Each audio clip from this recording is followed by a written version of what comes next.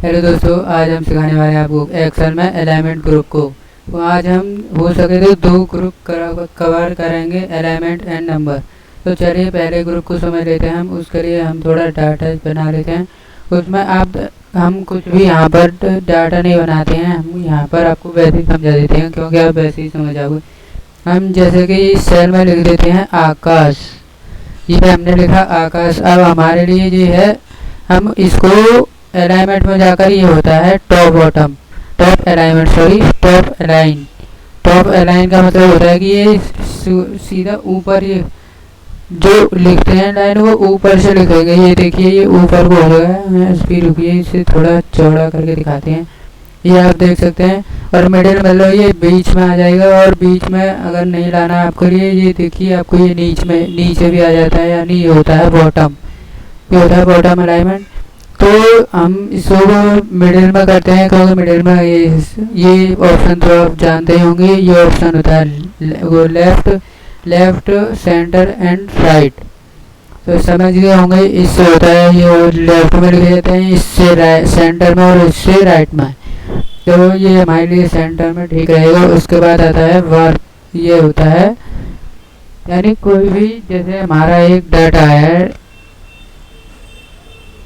अभी रुकिए थोड़ा। हम जैसे कि हमारा कोई डाटा है, जैसे ये है।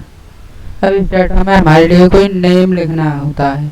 जैसे हमें कोई नेम लिखना है तो उसके लिए ये यूज होता है। जैसे ये है ये वाला, तो आप देख सकते हो इससे क्या हो रहा है। ये सारा का सारा ये जो है, जैसे कोई आपने कोई किसी पेपर पर देखो, जैसे डू नॉट कॉपी, वो एंगल में लिखा होता है ना, यहाँ पर वही होता है। उसका मतलब यहाँ पर यही है, ठीक है। जैसे हमने यहाँ पर कोई नाम लिखा, जैसे हम लिख देते हैं रावल कंप्यूटर, ठीक है। हमने लिखा यहाँ पर रावल कंप्यूटर। और ये हमारे लिए यहाँ से ऐसे करना है। ये तो आप देख सकते हो, ये रहा। ये ऐसे नहीं करना है हमारे लिए, कुछ वैसे थोड़ा और टेढ़ा हो जाए, ऐसे करना है। या फिर ऐसे सीधा भी हो जाता है। ये देखिए रावल कंप्यूटर, ये देखिए रावल कंप्यूटर सीधा हो जाएगा, ठीक है। उसके बाद ये भी नहीं, ये देखिए ये नीचे से ऊपर, यानी नीचे से ऊपर जाएगा। ये देखिए रोटेट, ठीक है, ये लेफ्ट में हो जाएगा। और ये देखिए ये यहाँ पर ये ऑप्शन आ जाएंगे। यहाँ से हमें जितना भी आपको करना हो उतना कर लीजिए। जैसे कि हम यहाँ पर ये कर देते हैं इतना 60%, यानी ये जितना उतना हमने वहाँ पर जितना मोड़ा था ना, ये उतना ही मुड़ा हुआ आएगा। तो इसके लिए चलो हटा देते हैं। हटाने के लिए यहाँ पर जाना है और आपको ये बिल्कुल 0 कर देना है, ठीक है, यानी बीच में। 0 करने के बाद ये जैसा था वैसा ही लिख जाएगा। तो इसे हम हटा देते हैं। उसके बाद आता है ये, इन्हें कहते हैं decrease indent and increase indent. ये डिक्रीज एंड इंक्रीज का मतलब होता है, जैसे ये कोई नाम है हमारे लिए, ये थोड़ा राइट में करना है। तो इसके लिए हम यहाँ पर राइट इंडेंट को क्लिक करेंगे। तो ये देखिए आप जितने इसको राइट में करेंगे उतना ये राइट में जाएगा, जितने इसको लेफ्ट में करेंगे उतना लेफ्ट में हो जाएगा। जैसे हमारे लिए कुछ हम सोचते हैं कि जैसे थोड़ा लिखा हुआ था ना, उससे हम सोचते हैं कि थोड़ा ये साइड हो जाए तो और अच्छा रहेगा। ये उसके लिए आता है, जैसे इतना कर दो या फिर जैसे पहला था हम वैसे ही रहते हैं। अगला है, अगले पर आते हैं। ये होता है रैप टेक्स्ट। रैप टेक्स्ट का मतलब होता है, हम ये देखिए रैप टेक्स्ट का मतलब ये दिखा भी रहा है यहाँ पर। जैसे माइक्रोसॉफ्ट एक्सेल जो लंबा लिखा होता है वो एक रो में आ जाता है। चलिए हम दिखाते हैं आपको। जैसे हम लिख देते हैं रावल कंप्यूटर, रावल कंप्यूटर लिख दिया। तो आप देखिए यहाँ से इधर चला गया। हम ये से कर देते, पहले ये बताया था हमने। इसे ना कर हम रैप टेक्स्ट करना चाहते हैं। जैसे हमें, जैसे ये रो है, ये कॉलम है, ये जगह छोड़ो भी ना हो, जैसे हम वैसे रहें। तो इसके लिए हम रैप टेक्स्ट यूज़ करते हैं। ये देखिए यहाँ पर आप देखिए रैप टेक्स्ट यूज़ करने के बाद ये आ गया पूरा रावल कंप्यूटर। इसके लिए हम मिडल सेंटर, अब देखिए कितना बढ़िया लग रहा है। ये देखिए आपने मार्क शीट पर देखा होगा, वो रैप टेक्स्ट का यूज़ करते हैं। जैसे हम लिख देते हैं नेम, लिखते हैं नेम, यहाँ पर लिखते हैं हिंदी, यहाँ पर इंग्लिश, इंग्लिश या फिर SST जैसे SCIENC साइंस लिख दो या फिर और कुछ। यहाँ पे लिख देते हैं pass and fail, pass sorry pass and FAIL fail, result RESUL, ठीक है। उसके बाद लिखने के बाद यहाँ पर हम कर देते हैं, ये होता है ना, इसके लिए यहाँ पर रेफ टेक्स्ट कर देते हैं। तो आप ये देखिए ये हो जाएगा रेफ टेक्स्ट, ठीक है। तो आपको हमने पहले बता दिया मार्कशीट में ये जो बनाते हैं ना वो ऐसे ही करते हैं, ठीक है। यहाँ पर मिडिल सेंटर, ठीक है। ये देखिए अब एकदम बढ़िया लग रहा है ये, ठीक है। इसे हम हटाते हैं। उसके बाद करते हैं यहाँ पर प्रोडक्ट रेट क्वांटिटी अमाउंट।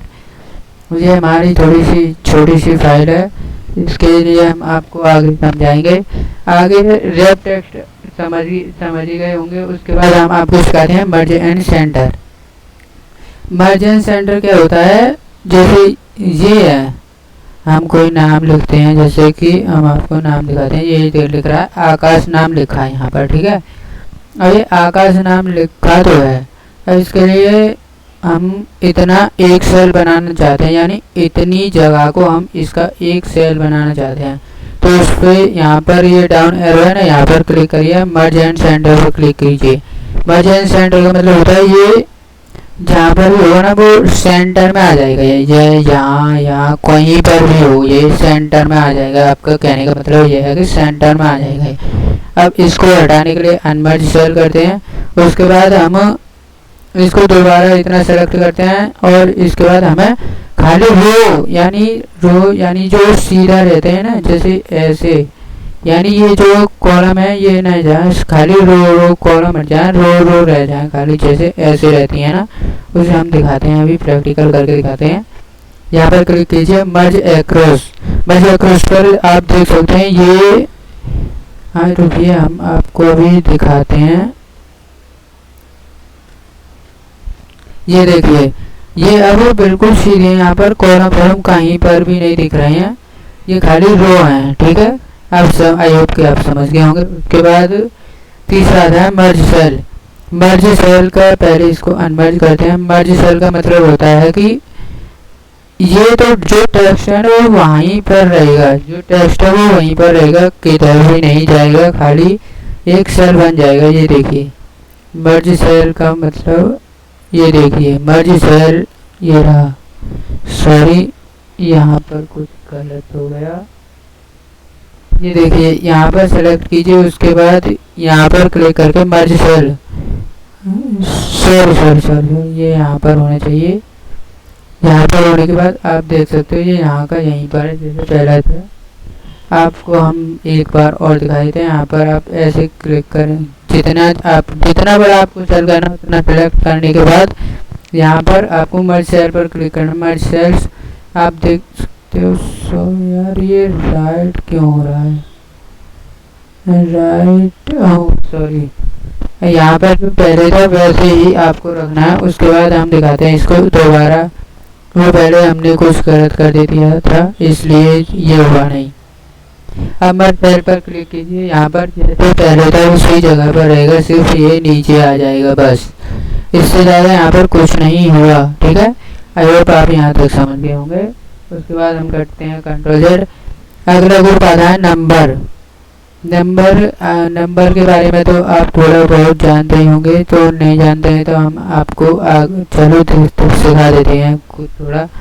यहाँ पर नंबर पर आता है पहले जनरल, यानी नंबर या ABCD या कुछ भी हम लिखते हैं। ये देखिए जैसे हमने लिखा, ठीक है, आकार, तो ये आएगा जनरल में, बाय डिफॉल्ट जनरल रहता है। और हम यहाँ पर लिख देते हैं नंबर, कुछ भी नंबर लिख देते हैं, उससे के एंटर कर दबाने के बाद आप ये देखिए ये भी जनरल में ही रहेगा, यानी यहाँ पर कोई चेंजेस नहीं आएंगे।